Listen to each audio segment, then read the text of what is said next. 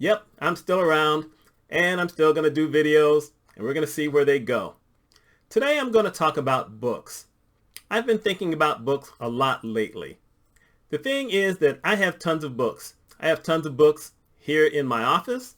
I have tons of books in what used to be my ex's office, but it was my bookcase. So I have tons of books. I got rid of 8 boxes of books last year because they just had to go. They belonged to my ex. She was never going to come back to get them. And I wanted to try to give them away to the Salvation Army. They wouldn't take any old books. I tried to take some to the library. They weren't taking.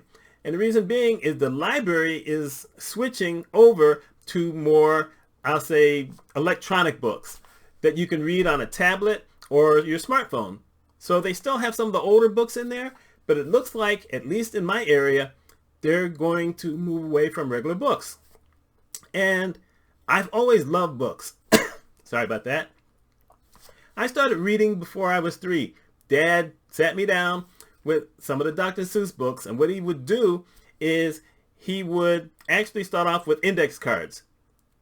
I'm betting some of y'all don't know what index cards are, but they're these 3x5 cards. Now you can get them 5x8, but back then they were only 3x5.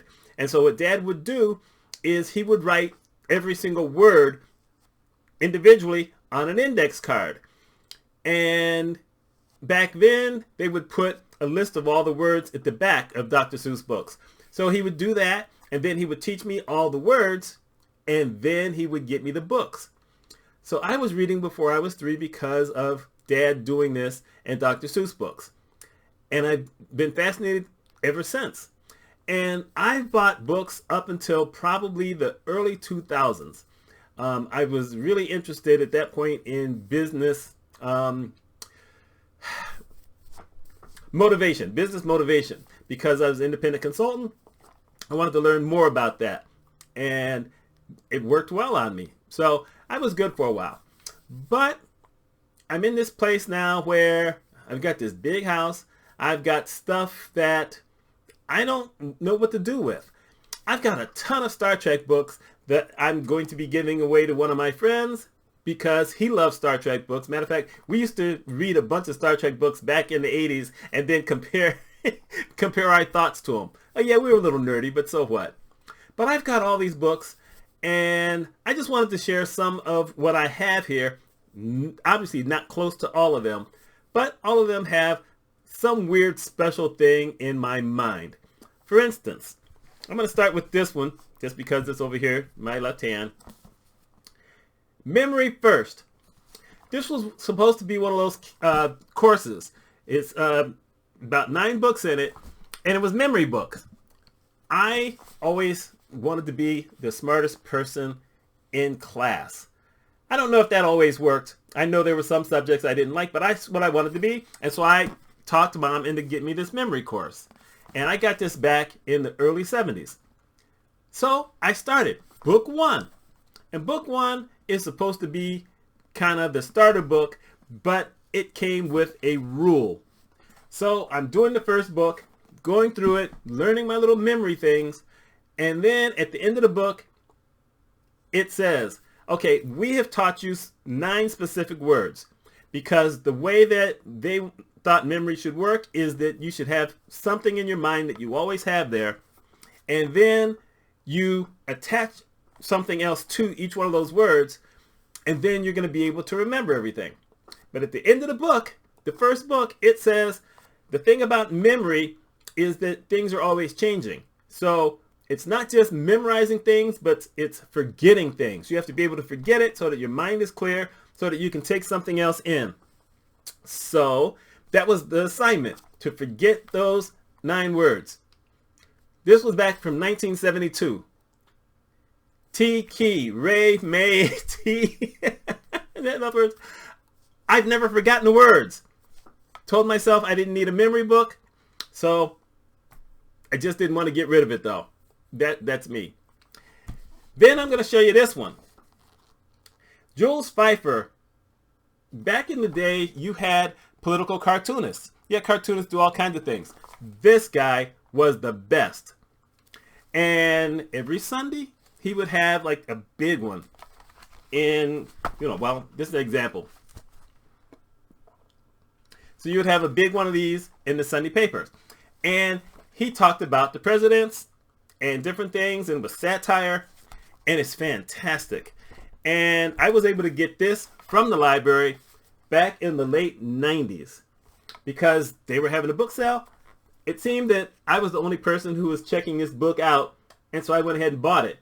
It only cost me about $3. Right now on eBay, this thing is going between $10 and $30 because it's in good condition. So who knows? I may do something with that. Then we've got this, A Wonder Book and Tanglewood Tales. Nathaniel Hawthorne. If you went, if you're in America, at least back in my day, everyone got some Hawthorne books that you had to learn and read and whatever. But this one was never in there. I'm trying to remember where I came across this, but I got it. This one here, at one point, 12 or 13 years ago, this book was $900. It was worth $900 on eBay. Well, that ain't happening anymore, but it's between $150 and $350. And the reason that this book is more expensive is because of the artwork that's in it. Oh, here it is. So it's got artwork by this painter whose name I never remember. But as long as you have that in there, this is a valuable book. So even though it's scratched up in the front, as long as the artwork is in there, this is a big deal. This book probably isn't worth almost anything to anybody unless you're a Bob Dylan fan. Bob Dylan lyrics. I have Bob Dylan's lyrics. I have Bruce Springsteen's lyrics because they were just geniuses at writing lyrics. I love the music too, but really the lyrics, there's something special. And it's a hardcover. It cost $25 at the time. Probably never get my money back, but still, it's important to me. Then you got this little book here, The Color of Man. I have this on another video I did maybe 4 or 5 years ago, just in the picture. So it's not going to be in the picture for this one. This thing right here, this little book, at one point, this was worth $195. Yes, this little tiny book. Now it's running somewhere between $25 and $50 because it's a paperback. If it was a hardcover, then it would be running between $40 and $100. Still, I've read it. By the way, I've read all of these books so far.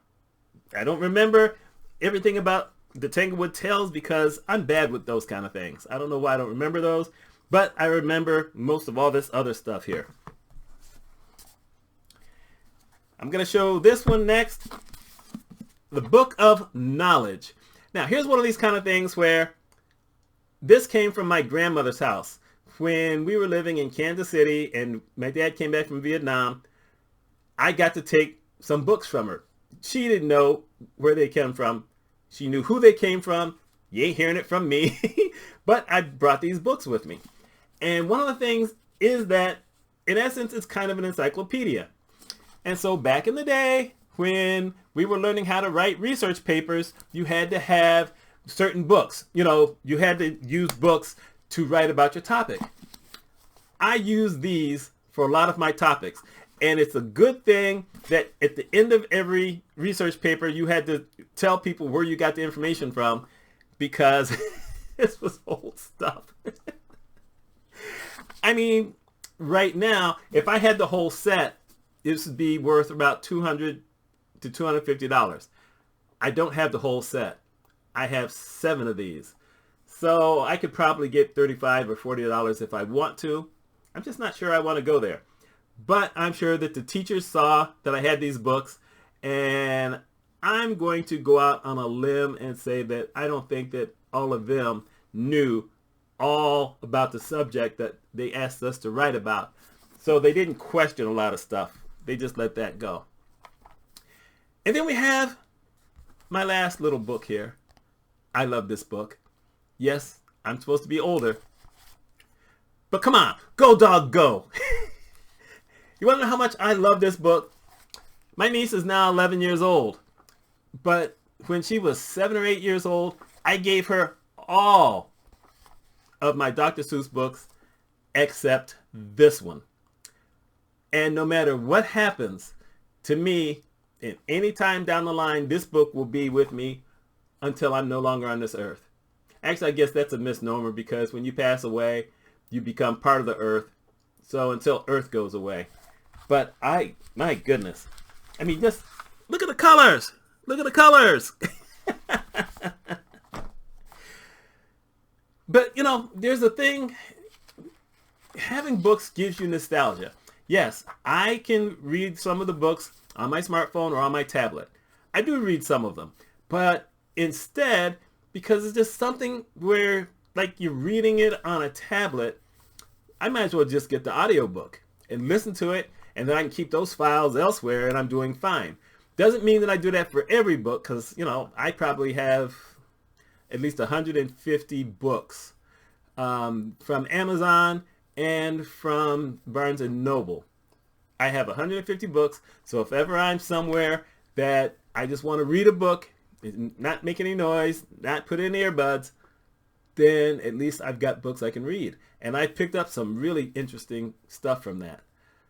But it's just one of those kind of questions where I'm wondering if there are a lot of people who are still buying books, still reading books. A friend of mine, I got to see her Sunday with her two cute, adorable little kids. One's 3 years old. The other one, I think he's 6 or 7 months, but, you know, cute kids. And she was telling me how she goes through maybe 2 or 3 books a week using Libby, which I had a bit of disconcertion with, but now, as I've had it explained to me better, I may go that route.